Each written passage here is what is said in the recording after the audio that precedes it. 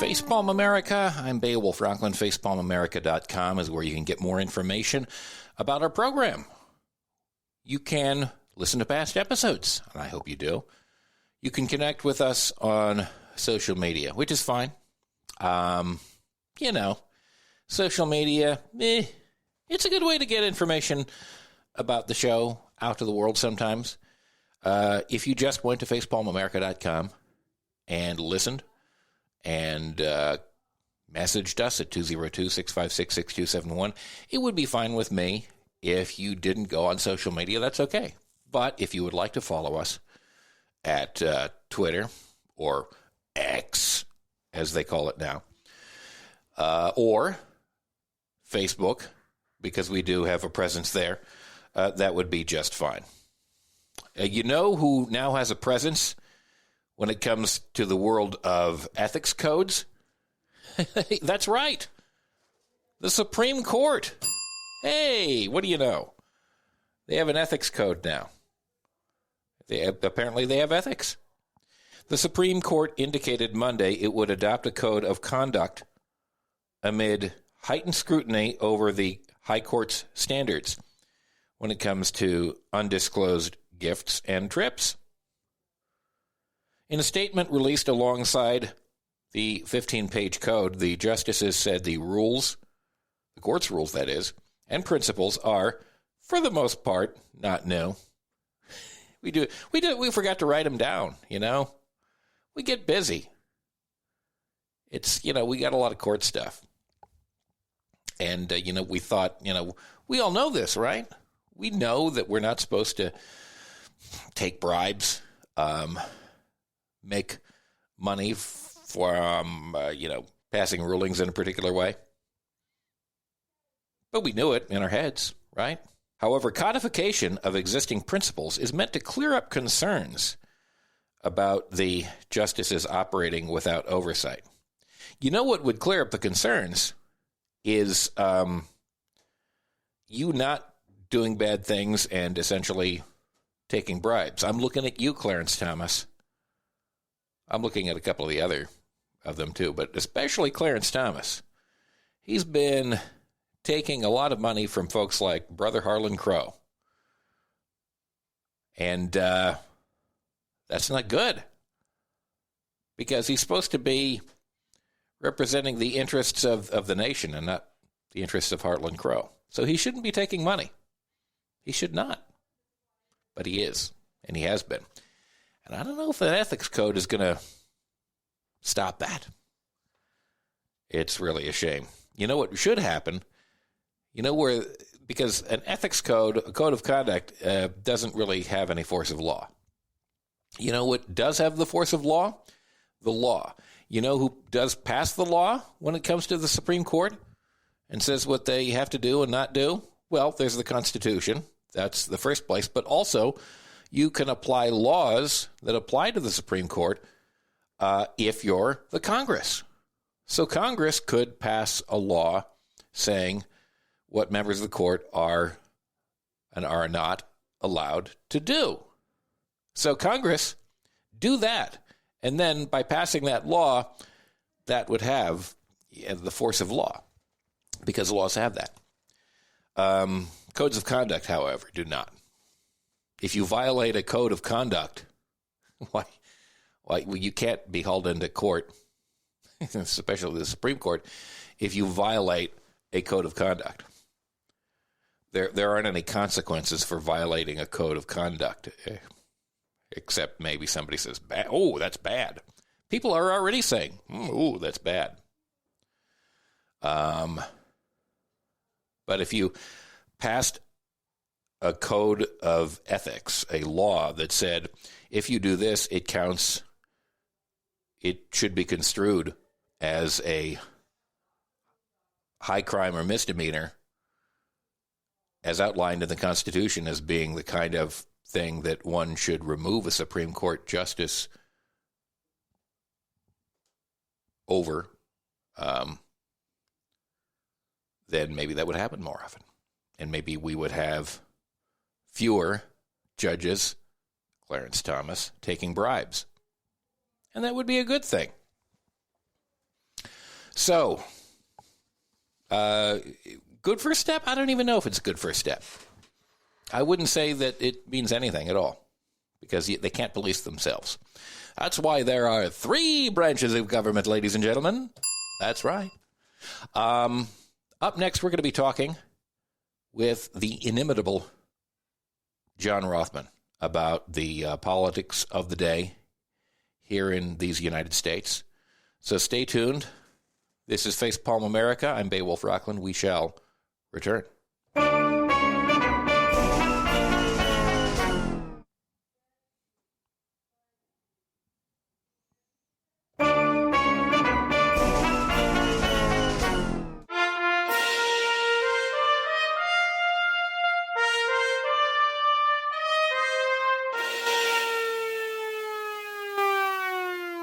Facepalm America. I'm Beowulf Rockland. FacepalmAmerica.com is where you can go for more information on the program, listen to past episodes, and connect with us on social media if that's something that you would like to do, and we encourage you to.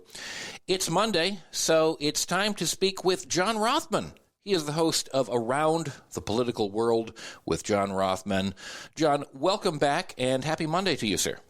And to you, it's always a pleasure to be with you, and you should know the feedback that I get from my listeners, because we post what you do, is always very positive. People want more, so you're doing a good job. Well, fantastic, and thank you. It is about your knowledge and expertise, which is copious, and it being November, I think of a cornucopia. Filled with the bounty of the harvest in the season. And, of course, in my mind, it is a bounty of your knowledge of political history and politics in general. So we thank you thereon, sir. When we spoke last Monday, we were coming into a Tuesday election. And we were wondering about those results. We had chatted a little bit about a series of polls taken by the New York Times, which left me, at any rate, in some doubt about the status of Joe Biden as a presidential candidate. But he got some good news on Tuesday because there were a number of results which were very positive for the Democrats. Well, let's break it down. First of all, I was not surprised. There have been 7 states that have supported Trump or have been very conservative, all of whom have said that a woman's right to choose takes precedence. The overwhelming vote in Ohio, coupled with what happened in Kansas and so many different states, indicates to me the Republicans are on the wrong side of the choice issue. Yes. And there is clearly a backlash at the polls. I expect that will continue. I don't know if it's good news for Joe Biden particularly, but it is for the Democrats. And despite Joe Manchin's decision to bow out of the Senate and perhaps seek a broad national office, right, the simple truth is the Democrats are going to take the Senate, they're going to take the House, and I think they're going to take the presidency. Well, and the reason they will is in large measure because of this whole question of a woman's right to choose. Well, and it certainly bodes well on that particular topic, since Ohio is the second red state after Kansas that has voted to ensconce into law a woman's right to choose, and that is fantastic. Look what happened in Virginia, by the way. You have to take into account that the governor of Virginia, who might have jumped into the presidential race at the last minute, Glenn Youngkin, right, is not going to run. And the reason he's not going to run is because he lost his bid to control the state legislature. Right. These are simple realities. And if you take a look at the electoral map, the Republicans need to carry states like Virginia.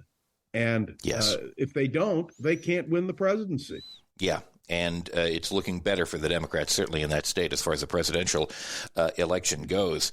I am a little worried on a federal level about the House and the Senate.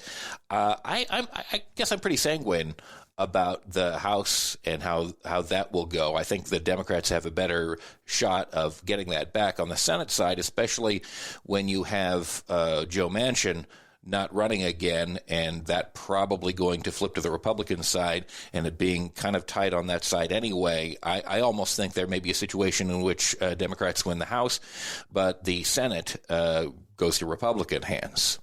Yeah, you may be right. We don't know. We're a year out. Sure. Anything can happen. Depends who the candidates are. But if you think the Republicans are going to take a Senate seat in Arizona with Carrie Lake as the nominee of the Republican Party, and the Republican Party's nominees simply don't cut it. But more than that, this is a real test of the resolve of the American people.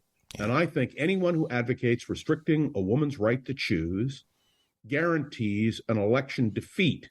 And I think the Republicans understand that. I think they're caught in a corner because if they back out of their position, the evangelicals, who are so critical to the Republicans' base, will walk away from them as well. So it's a real problem for the Republican Party. It is. I hope it continues to be, and I hope that they're foolish enough to push the issue. It's strange though, like when you put the actual issue itself on the ballot, that's one thing because people know what the issue is. But then, like when you put it, under the guise of a politician who says certain things, like a Mike Johnson or in Ohio a Mike DeWine, who is actually going to work to eliminate the reproductive freedom of women in this country, they're far more likely to vote for a person who supports that as opposed to the issue itself. So it could go either way. I think it can be a very powerful arrow in the quiver of Democrats. Democrats should be very happy and very optimistic. They've got it. And now we have the question of Speaker Johnson. Yes. And his attempt on the question of how we're going to solve the nation's financial problems. I think he's going to go the same way as McCarthy. I don't think he'll have the Republican votes, and I think the Democrats aren't going to bail him out. Right. By the way, that does not do much for America's credit rating around the world. I talked this morning with a very distinguished stockbroker whose judgments have been pretty good, who said, what's going to happen to America's credit rating? I said, just remember one thing. No matter what happens in the short term, the American economy is the bellwether for the world. If we go down, the world goes down, and the world knows that. So I'm very bullish on the American economy. Right. Well, people like Chip Roy in the Freedom Caucus don't seem to be particularly interested in our credit rating, our economy, or anything, as long as they can say to their constituents that they have, stuck it to the libs or whatever the message of the day happens to be.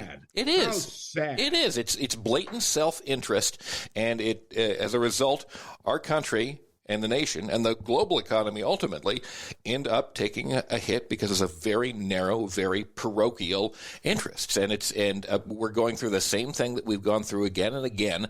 And we've reached the end of this, like the 45-day period. And who knows if we'll have a Speaker Johnson in a couple of weeks, because he may have to depend on Democratic votes in the House of Representatives, which will throw his right wing into an absolute tumult. And we just may see the same thing cycle through again that we've seen so many times. They're not going to keep Johnson in power. No. This man is so far to the right. Yeah. He makes Kevin McCarthy look like a liberal. He really does. At least at one point, you remember in the wake of January 6th, Kevin McCarthy was actually, like, for a brief and shining moment, speaking out against Donald Trump. And then, he went down to Mar-a-Lago and kissed the ring. Well, Mike Johnson would never consider doing that. It's amusing to me that he is being, harangued by his right wing. He is the right wing. I mean, he is about as far right as you can get, and yet still there are people further to his right who want to tear it all down. It's just terrible. When you're Speaker of the House of Representatives, to a degree, you have to rise above parochial concerns. You are the Speaker of the House. And I think what Johnson is doing is trying to find a way to maintain the nation's economy while still fulfilling his promises. And the bifurcation of the two issues, frankly, is a loser for him. He can't win. So we'll know, by the way, Beowulf, next Monday.